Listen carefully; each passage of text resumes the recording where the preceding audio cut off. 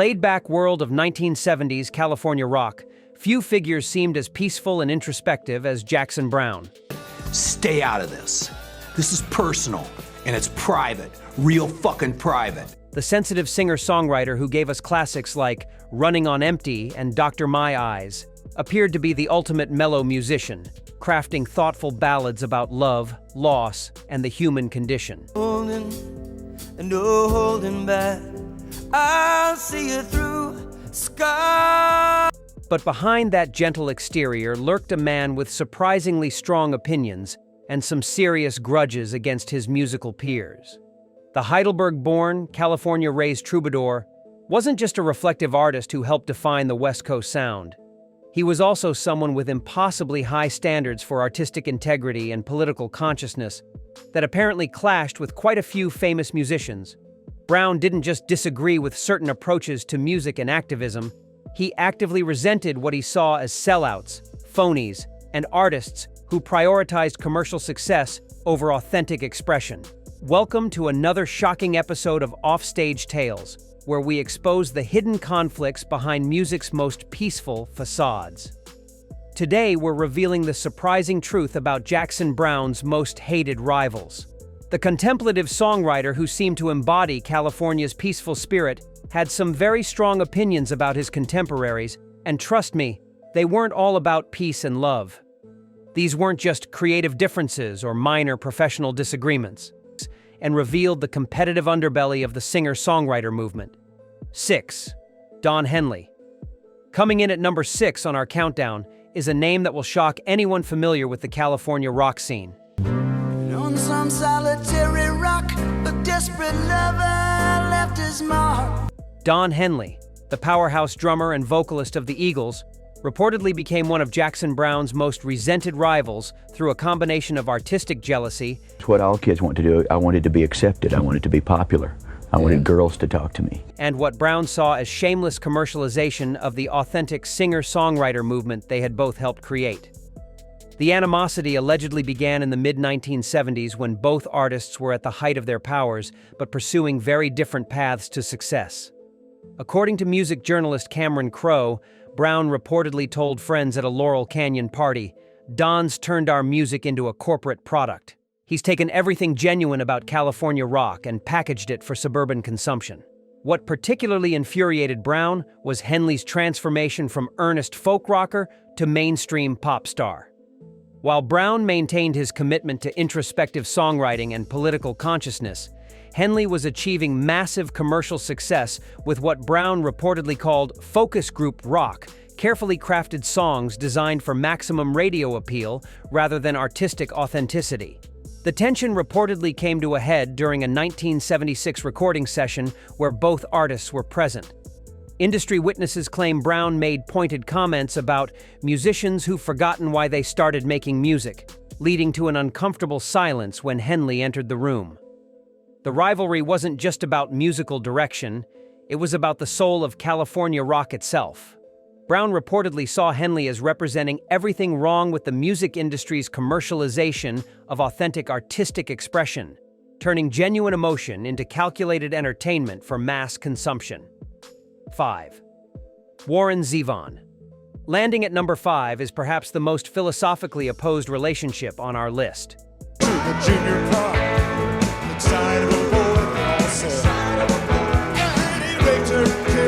Warren Zevon, the brilliant but self-destructive songwriter known for his dark wit and chaotic lifestyle, reportedly became a source of deep frustration for Jackson Browne. Bane and Jackson twisted arms and that sort of thing, and sent me a postcard. Who saw Zevon's behavior as everything wrong with the music industry's tolerance for artistic irresponsibility.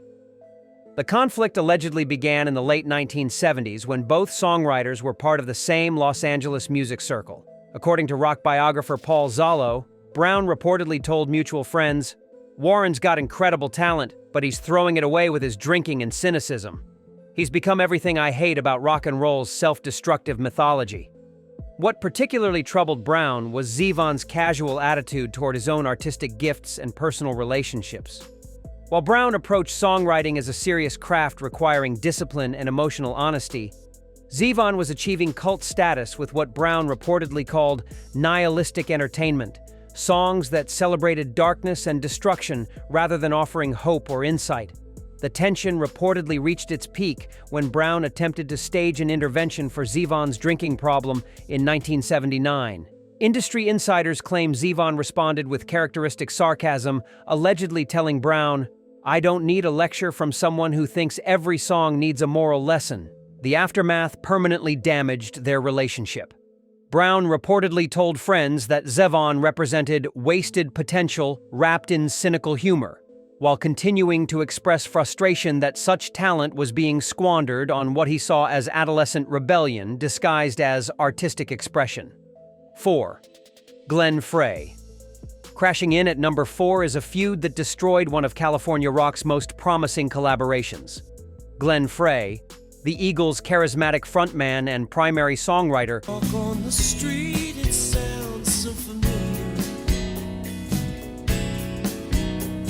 reportedly became Jackson Browne's most bitter enemy after their early friendship dissolved into accusations of artistic betrayal and commercial sellout that lasted for decades. And Jackson was the first of our little group of rebel musicians to meet. The bad blood allegedly started in the early 1970s, when both musicians were struggling songwriters sharing apartments and dreams in Los Angeles. According to music journalist Barney Hoskins, Browne reportedly told session musicians, "Glenn was supposed to be about the music, but he turned into everything we swore we'd never become. He's chosen money over integrity, and he's dragged our entire scene down with him." What transformed their friendship into hatred was Frey's evolution from earnest folk rocker to calculated pop strategist. While Browne maintained his commitment to personal songwriting and political activism, Frey was achieving massive success with what Browne reportedly called boardroom rock, songs crafted by committee for maximum commercial impact rather than artistic authenticity. The animosity reportedly exploded during a 1975 business meeting where Frey allegedly tried to convince Browne to adopt a more commercial approach to his career. Industry witnesses claim Browne walked out in disgust, allegedly telling Frey, "I'd rather stay poor than become a musical prostitute like you've become." The rivalry continued for years, with Browne reportedly refusing to acknowledge Frey's success publicly. Friends claim Browne saw Frey as the ultimate traitor to their shared artistic values, turning their youthful idealism into what Browne allegedly called capitalism disguised as creativity. For Browne, Frey had apparently sold his soul for platinum albums. 3. Linda Ronstadt. Sliding into number 3 is perhaps the most complicated and emotionally charged feud on our list. Linda Ronstadt, the queen of California rock with her powerhouse voice and crossover appeal, Going back someday, come what may, to Blue Bayou. reportedly became Jackson Browne's most painful rival through a toxic combination of romantic entanglement, professional competition, and what Browne saw as her betrayal of authentic rock values for mainstream pop success. The animosity allegedly began after their brief romantic relationship in the mid-1970s ended badly, with professional rivalry making the personal wounds even deeper.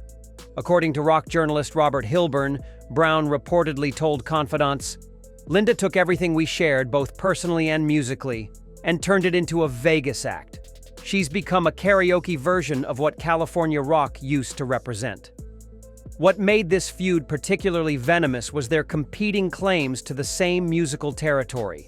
While Browne continued crafting introspective singer-songwriter material with political consciousness, Ronstadt was achieving massive commercial success with what Browne reportedly called emotional tourism, covering other people's songs without bringing any genuine personal investment to the material.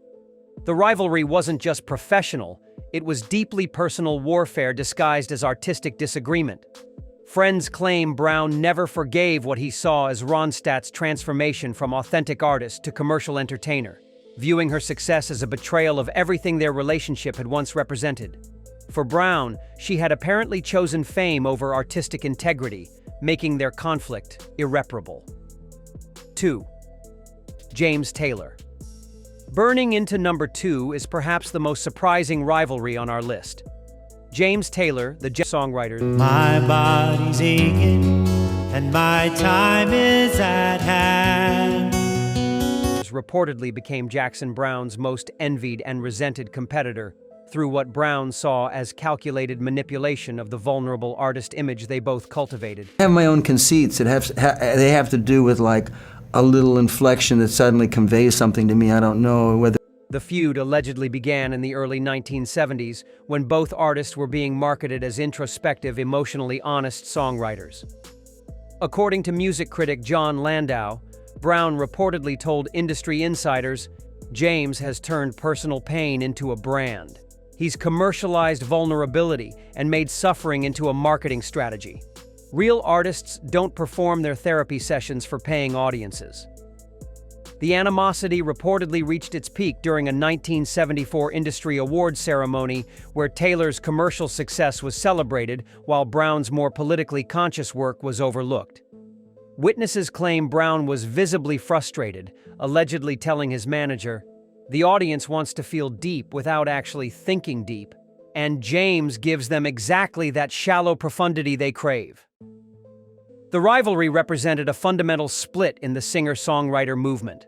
Browne reportedly saw Taylor as representing everything superficial about confessional music, turning genuine artistic vulnerability into comfortable entertainment for audiences who wanted to feel sophisticated without being challenged. For Browne, Taylor had apparently perfected the art of fake authenticity. 1. Neil Young. Taking the top spot in our countdown is the ultimate clash of California rock philosophies that defined an entire generation's approach to music and activism. Alberta, weather's good there in the fall. I got some friends. Neil Young, the unpredictable Canadian-born icon known for his raw emotional power and contrarian politics. They just don't see what's going on. They don't have their eyes open. And they have so much misinformation coming to them from the reportedly became Jackson Browne's most despised rival through fundamental disagreements about artistic responsibility and what Browne saw as Young's destructive approach to both music and political activism. The feud's roots allegedly trace back to the late 1970s when both artists were establishing themselves as politically conscious musicians. According to rock journalist Dave Marsh, Browne reportedly told fellow activists, "Neil thinks being unpredictable makes him authentic, but he's just irresponsible. Real political music requires discipline and consistent principles, not whatever mood strikes him that week." The animosity reportedly exploded during a 1979 anti-nuclear benefit concert where Young allegedly made controversial remarks that contradicted the event's message. Industry witnesses claim Browne confronted Young backstage, allegedly saying, "You can't just show up and undermine everything we're trying to accomplish with your random opinions." The rivalry continued for decades, representing a fundamental split about artistic responsibility. Browne reportedly saw Young as representing everything dangerous about rock star activism: ego disguised as principle, chaos mistaken for authenticity. For the disciplined songwriter, Young had apparently turned serious political music into performance art without substance. And there you have it, the 6 musicians who reportedly made Jackson Browne's peaceful facade crack. Which feud shocked you most? The sensitive songwriter's hidden resentments reveal the competitive reality behind California rock's mellow image. Drop your thoughts below, smash that like button, and subscribe for more explosive music rivalries.